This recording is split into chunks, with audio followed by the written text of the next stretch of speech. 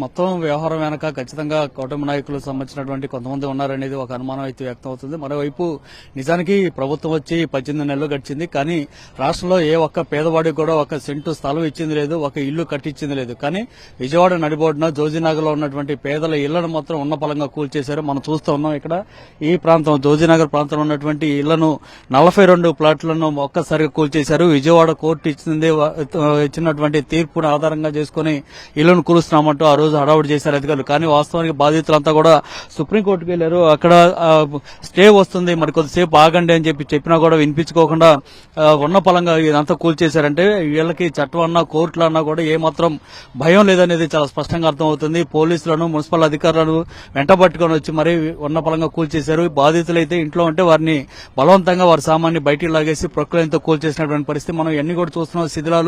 ఈ శిథిలాలు దాదాపు 42 భవనాలు. ఇక్కడ ఉన్న వారంతా కూడా చాలా పేదలు అని చెప్పుకోవాలి. అలాంటి పేదలు చిన్న చిన్న వ్యాపారాలు చేసుకుంటూ పావలా కూడబెట్టుకుని ఇల్లు కట్టుకున్నారు. తమ కళల సౌధం నిర్మాణం పూర్తయిందని చెప్పి సంతోషపడుతున్నటువంటి టైంలో ఉన్న పలంగా కూల్చేసినటువంటి పరిస్థితి. అదేది ఇది ఈ స్థలం అంతా కూడా ఏది ఆక్రమించుకున్నటువంటి స్థలం కాదు, లేదంటే అక్రమంగా నిర్మాణం చేసింది కూడా కాదు. కేవలం వీరంతా కొనుగోలు చేసి పక్కా పట్టాలతోటి ఇంటి నిర్మాణం చేసుకున్నటువంటి పరిస్థితి. కానీ ఇలాంటి ఇళ్లను కూడా ఉన్న పలంగా కూల్చేయడం మీద వీరంతా కూడా ఆందోళన వ్యక్తం చేస్తున్నారు. ఒకసారి మనం విజువల్లో కూడా చూడొచ్చు. అటువైపు చూస్తే పెద్ద సంఖ్యలో బాధితులు ఆందోళన చేస్తా ఉన్నారు, ధర్నా చేస్తున్నారు. విజయవాడ భవానీపురం 42 ప్లాట్ సంబంధించి కావాలి మాకు న్యాయం కావాలి అంటూ కూడా వారు ఆందోళన చేస్తున్నటువంటి పరిస్థితి కనిపిస్తూ ఉంది. మహిళలు వీరంతా కూడా చిన్న చిన్న వ్యాపారాలు చేసుకునేవారు, లేదంటే పెన్షన్ల మీద ఆధారపడి బతుకుతున్నటువంటి వారు, అలాంటి వారు చాలా మంది ఉన్నారు. అలాంటి వారి ఇళ్లను కూడా కనీసం నిర్దాక్ష్యంగా ఏమీ వారి మీద దయాదాక్ష్యం లేకుండా కూడా కూల్చేసినటువంటి పరిస్థితి కనిపిస్తుంది. ఒకసారి బాధితులతో మాట్లాడే ప్రయత్నం చేద్దాం. అసలు ఏం జరిగింది ఆ రోజు? ఎంతమంది పోలీసులు గానీ అధికారులు గానీ వచ్చారు? ఎందుకు ఉన్న పలంగా ఇల్లు కూల్చేశారు? సార్ 13వ తారీఖు మా ఇల్లు కూల్చేశారు సార్. ఆ రోజు నుంచి మేము రోడ్డు మీద పడి ఉంటున్నాము. మా ఎమ్మెల్యే 3వ తారీఖు అండి. మా ఎమ్మెల్యే గారు సరే నేను చూస్తా అన్నారు, కానీ పోయిన శుక్రవారం నేను ఏదో ఒకటి చేస్తా శుక్రవారానికి అన్నారు, కానీ ఇప్పటి వరకు మాకేం చేసింది లేదు. మళ్ళీ ఇంకో శుక్రవారం కూడా వస్తుంది సార్. అప్పటిదాకా కొంతమంది చెట్ల కింద ఉన్న వాళ్ళు ఉన్నారు, కాలిఫ్లవర్ అపార్ట్మెంట్ల దగ్గరికి వెళ్లి అద్దెకుంటున్న వాళ్ళు ఉన్నారు. చాలా అసలు మమ్మల్ని ఈ ప్రభుత్వం ఏం చేద్దాం అనుకుంటుందో మాకు అర్థం కావట్లేదు సార్. అసలు మేము మనుషులం కాదా? పవన్ కళ్యాణ్ ఒక చిన్న గోడ పడితేనే పరిగెత్తుకుంటూ వెళ్ళాడే. 42 ఫ్లాట్స్ బాధితులం మేము. సుమారుగా 120-130 మంది మేము ఉన్నాం. మరి మేము మనుషులం కాదా? గోడ కూల్చితే మీరు అంత స్పందించారే, మా ఇల్లు కూల్చితే మీరు స్పందించరా? అంటే మేము మనుషులం కాదా? డబ్బులు ఉన్న వాళ్ళకైతే విలువ ఇస్తారా ఏంటి? మిడిల్ క్లాస్ మాకు విలువ ఇరా మీరు?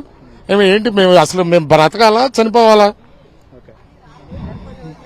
ఇంకొంతమంది మహిళలు కూడా ఉన్నారు, ఒక్కరితో మాట్లాడే ప్రయత్నం చేద్దాం. ఏంటమ్మా అసలు ఆ రోజు ఏం జరిగింది? ఎంతమంది ఇక్కడ వచ్చి ఏం చేశారు? మీ ఉన్న ఫ్లాట్ పరిస్థితి సార్, ఆ రోజు 300 మంది పోలీసులు వచ్చి నిర్దాక్షిణ్యంగా లాయర్లు అసలు ఇంట్లోకి వచ్చి మమ్మల్ని బయటికి లాగారండి. మేము ఇంట్లో సామాన్లు చదువుకుంటుంటే ఆ అద్దాలని రాళ్లతో లోపల మమ్మల్ని గ్లాసులు వచ్చి మాకు తగిలాయండి మొహాల పైన.